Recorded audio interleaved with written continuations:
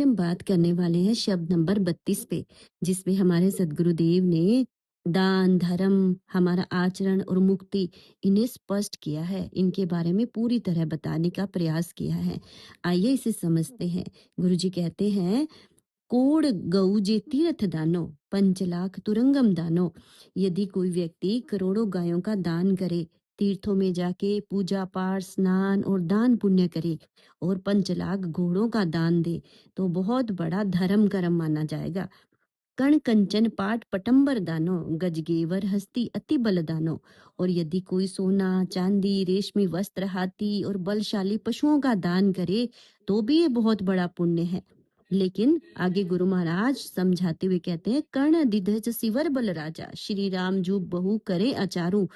कि दधीच ऋषि का उदाहरण गुरु महाराज ने यहाँ दिया है कि वो त्याग और बलिदान के प्रतीक है।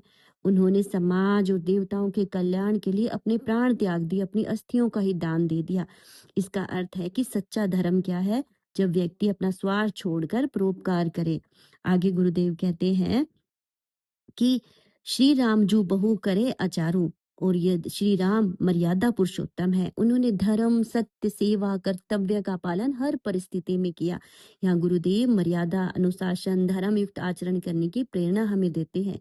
लेकिन गुरु महाराज कहते हैं कि जा जा वाद विवाद अति अहंकारी लब्ध समाधि, कि लेकिन इतना सब करने पर भी अगर व्यक्ति के अंदर अहंकार है, वाद विवाद की प्रवृत्ति है, लोभ है, स्वार्थ है, तो चाहे हम कितना भी दान कर ले, हमारा आचरण भी सही हो, तो भी वो व्यक्ति जीवन सागर या मोह मुक्ति से पार नहीं पा सकता। यहाँ गुरु महाराज और ज्यादा स्पष्ट करते हुए कहते हैं कि कृष्ण चरित्र बिना नहीं उतरी पारू।